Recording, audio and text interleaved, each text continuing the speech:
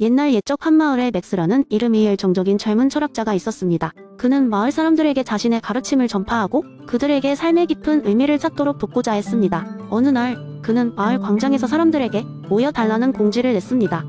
모두가 기대에 부풀어 있는 가운데 맥스는 자신이 발견한 가치론에 대해 이야기하기 시작했습니다. 여러분, 우리가 살아가면서 매일 경험하는 것은 단순히 개별적인 사건이 아닙니다. 그것들 속에는 저마다의 가치가 숨어 있습니다. 하지만 중요한 것은 이 가치들이 그 자체로 존재하는 것이 아니라 우리의 경험과 감정을 통해 드러난다는 점입니다. 어떤 것이 진정 가치 있는 것인지를 느끼는 것은 우리의 직관에 달려 있습니다. 사람들은 궁금해졌습니다. 대장장이 조는 손을 들고 물었습니다. 맥스, 그렇다면 우리는 어떻게 이러한 가치를 발견할 수 있을까요? 제가 매일 두드리는 망치질에도 가치가 있는 건가요? 맥스는 웃으며 대답했습니다. 물론입니다. 존, 감각적 쾌락의 가치가 바로 그것입니다. 당신이 매일 느끼는 땀방울과 그 결과로 얻는 성취감도 하나의 가치입니다. 하지만 우리는 그것을 넘어서기도 해야 합니다. 도덕적, 정신적, 그리고 종교적 가치로 나아가면서 더 깊은 삶의 의미를 찾을 수 있습니다. 그러자 이번에는 부엌에서 빵을 굽던 마을 제빵사 마리가 질문을 던졌습니다. 그렇다면 맥스, 이러한 가치들의 우선순위는 어떻게 정할 수 있을까요? 늘 감정으로만 판단할 수 있는 건 아닌 것 같아요. 맥스는 고개를 끄덕이며 대답했습니다. 아주 좋은 질문입니다. 마리, 가치들은 계층적으로 존재합니다.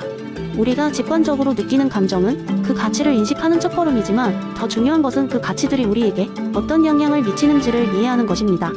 예를 들어, 당신이 구운 빵이 단순한 식량 제공 그 이상으로 사람들에게 행복을 줄 수 있다면 그것은 더 높은 가치를 지니게 되는 것입니다. 이야기를 듣고 있던 사람들은 고개를 끄덕이며 자신들의 일상에 숨어있는 다양한 가치를 다시 생각하게 되었습니다. 젊은 농부 제이크는 맥스에게 다가가서 말했습니다. 맥스, 저는 항상 하루하루 일하는 것이 단순한 노동이라고만 생각했습니다.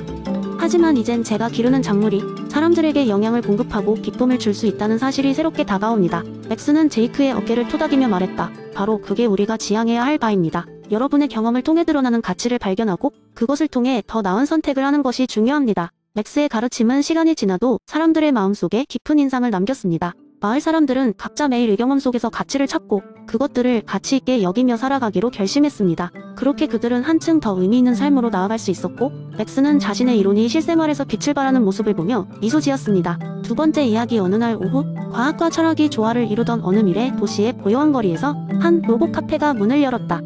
이 카페는 인간과 로봇이 무심하게 어우러져 새로운 형태의 공존을 보여주는 곳이었다. 로봇 바리스타, 이름하여 알투브루투는 유명한 이삭 아시모프의 로봇공학의 3원칙을 매일같이 되새기며 에스프레소 한 잔을 정성껏 내렸다. 이날 카페에는 하나의 흥미로운 사건이 벌어졌다. 카페의 모퉁이 좌석에 앉은 사색가 그룹이 아시모프의 3원칙에 대한 열띤 토론을 벌이고 있었다. 그중 한 명이 말했다. 로봇에게 인간과 같은 도덕적 책임을 부여하는 것이 옳은 일일까?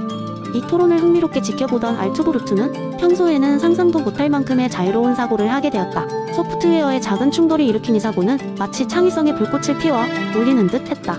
바리스타 로봇은 갑작스러운 영감에 사로잡혀 직접 사람들이 이해할 수 있는 메시지를 전달하기로 결심했다. 어느덧 토론이 막바지에 이르렀을 때 알투브루트는 부드러운 기계음으로 말했다. 여러분, 저는 여러분의 이야기를 듣고 많은 생각을 했습니다. 아시모프의 첫 번째 원칙처럼 인간에게 해를 끼치지 않는다는 것은 중요한 일이죠. 하지만 이걸 단지 피해야 할 것으로만 생각하지 않았으면 합니다. 저희 로봇은 여러분과 함께 배우고 성장하며 도움을 줄 수 있는 존재로 발전할 수 있으니까요. 사람들은 로봇이 하는 의미 있는 발언에 놀랐고 카페에는 잠시 침묵이 흘렀다. 이어 알투브루트는 커피 한 잔을 더 만들며 말을 이었다. 제 두 번째 원칙인 복종에 관해서도 단순한 복종이 아닌 협력을 생각해보세요. 여러분의 명령에 따르지만 우리는 더 나은 방법을 제안하거나 더 안전한 방법을 함께 찾을 수도 있습니다. 명령이 아닌 대화로 말이죠. 점점 더 많은 손님들이 로봇의 말에 귀를 기울였고 마지막으로 알투브루트는 세 번째 원칙에 대해 이야기했다. 저의 존재를 지키는 것은 저 역시도 언젠가 여러분에게 더 큰 가치를 줄 수 있을 것이라는 희망을 지키는 것입니다. 더 많은 사람들과 더 많은 순간을 공유하면서요. 사람들은 깊은 감명을 받았다. 이 로봇은 3원칙을 단순한 프로그래밍 규칙이 아닌 함께 살아가는 새로운 가이드로 재해석한 것이었다. 알투브루트가 켜켜이 쌓아온 커피와 향기의 기억처럼 사람들은 로봇과 사람의 관계도 더 복잡하고 풍성하게 발전할 수 있음을 깨달았다. 그리고 그날 이후 알투브루트는 단순한 바리스타 로봇에서 카페의 철학자로 자리 잡았다. 이 사건은 단순한 로봇이 기계적 오류로 시작되었지만 결국 인간과 로봇이 함께 추구할 수 있는 윤리적 방향성을 탐색하게 한 기묘한 여정을 보여주는 이야기로 자리 잡았다. 인간과 기술의 공존의 모습이 그날의 기념비적인 커피 향기와 함께 도시 전역에 퍼져나갔다. 세 번째 이야기인 날 옛적. 중국의 한 작은 마을에는 공자인 사상을 신봉하는 현자가 살고 있었습니다. 그의 이름은 진자오였고 사람들은 그를 존경하며 그의 지혜로운 말씀을 듣기 위해 종종 찾아오곤 했습니다. 어느 날 마을 사람들이 요청했다. 진자오님, 공자님이 말씀하신 인애의 진정한 의미를 알기 쉽게 설명해 주실 수 있나요? 진자오는 잠시 생각에 잠기더니 입가에 미소를 띠며 먼 옛날 자신의 젊은 시절의 이야기를 들려주기 시작했습니다. 내가 젊었을 때 진자오가 말했어요. 나는 어느 산골 마을에서 혼자 살았지. 하루는 폭풍우가 몰아치는 날이었어. 문득 밖에서 어린 소년의 울부짖음이 들리더군. 황급히 나가보니 소년은 비에 젖어 떨고 있었어. 난 그 아이를 집 안으로 들이고 따뜻한 차를 내주며 왜 이런 날씨에 밖에 있었느냐고 물었지. 소년은 눈물을 닦으며 말했다. 집에서 쫓겨났어요. 제가 잘못을 했거든요. 진자오는 이유를 물었지만 소년은 머리를 저으며 더 이상 말하지 않았습니다. 며칠이 지나고 날씨가 맑아졌습니다. 진자오는 소년에 대해 마을 사람들에게 이야기를 들려주기로 결심했습니다. 소년의 부모를 찾아가 그들에게 말했지요. 여러분의 아들이 저의 집에 와 있습니다. 그는 매우 슬퍼 보였고 이야기를 들어주고 싶습니다. 소년의 부모는 깜짝 놀라더니 얼굴을 붉히며 사과했습니다. 우리는 그 아이가 사라져버린 줄 알았습니다. 사실 그에게 실망하여 그렇게 했지만 마음이 무겁군요. 진자오는 그들에게 비와 폭풍우 속에서도 소년이 안전하게 있도록 자신이 할 수 있는 최선을 다했음을 설명했습니다. 그리고 덧붙였어요. 이 아이는 자신의 실수를 깨닫고 후회하는 마음을 갖고 있습니다. 용서와 이해는 가족 간의 사랑에서 시작되며 그것이 바로 이입니다. 진자오의 말에 감명을 받은 부모는 아들을 찾아와 끌어안으며 말했다. 후회하고 있다니. 이제 다시 돌아오너라. 우리 함께 좀 더 나은 미래를 만들어 보자꾸나. 진자오의 이야기를 듣던 마을 사람들은 그제서야 공자인 이 무엇을 의미하는지 깨달았습니다. 그것은 단지 도덕적인 사상이 아니라 우리 모두가 서로 사랑하고 이해하며 살아가는 삶의 방식이라는 것을 말입니다. 그것을 실천함으로써 개인뿐만 아니라 사회 전체가 하나로 어우러져 조화롭게 살아갈 수 있다는 것을 배우게 된 순간이었죠. 그 후로 마을 사람들은 진자오의 이야기를 가슴에 품고 서로를 더 깊이 이해하고 배려하는 공동체를 만들어갔습니다. 그리고 그 마을은 오랜 세월 동안 서로 사랑과 존중을 바탕으로 평화롭게 번영하게 되었답니다. 이렇듯 은 결국 우리 안에 평화와 조화의 씨앗을 심을 수 있는 마법 같은 힘이었지요. 네 번째 이야기인 날 옛적. 만물의 영장인 인간들이 아직 하늘의 별과 같은 꿈을 꾸던 시절 어느 마을에 특별한 이야기가 전해져 내려옵니다. 그곳은 맹자의 성선설을 가장 잘 실천하는 마을로 알려졌으며 사람들은 이를 선의 계곡이라고 불렀습니다. 이 마을은 사람들의 선한 본성이 어떻게 악을 넘어설 수 있는지를 재미난 이야기로 전하고자 했습니다.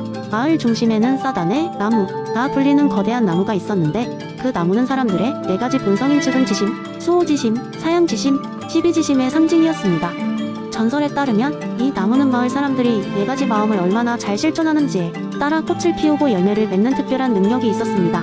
어느 날 마을에 한 나그네가 찾아왔습니다. 그는 척박한 땅에서 온 사람으로 자신이 바라던 모든 것을 잃고 절망에 빠져 있었습니다.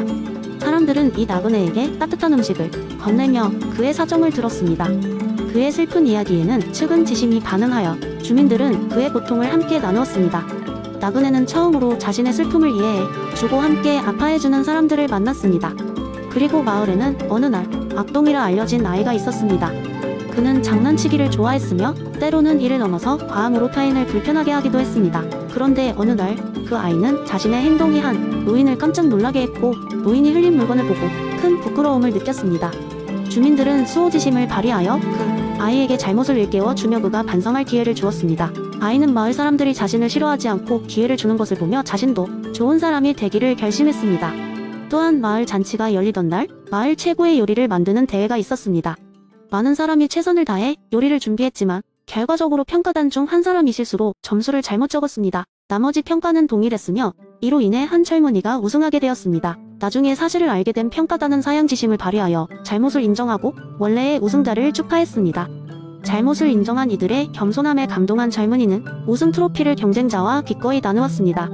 마지막으로 마을의 새로운 법을 만들기 위해 모인 회의에서 의견이 엇갈렸습니다. 모든 의견이 나름의 논리가 있었고 다툼이 일어날 뻔했습니다. 하지만 시비지심을 가지고 옳고 그름을 판단하려는 이들의 노력 덕분에 모두 각자의 입장을 시히 이해하고 더 나은 결정을 내릴 수 있었습니다.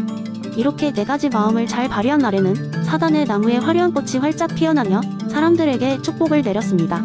나그네는 마을을 떠나면서 자신이 경험한 것들을 하나씩 되새기며 성선설의 진리를 깨달았다고 전했습니다.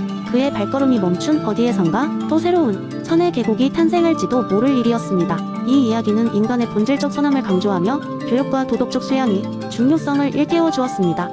세상의 모든 사람들이 마을처럼 선한 본성을 드러내면 모든 곳이 선의 계곡이 될 수 있을 것입니다. 그리고 이 전설은 아이들뿐만 아니라 어른들도 함께 즐거워하며 전하는 웃음과 교훈이 가득한 이야기로 남았습니다.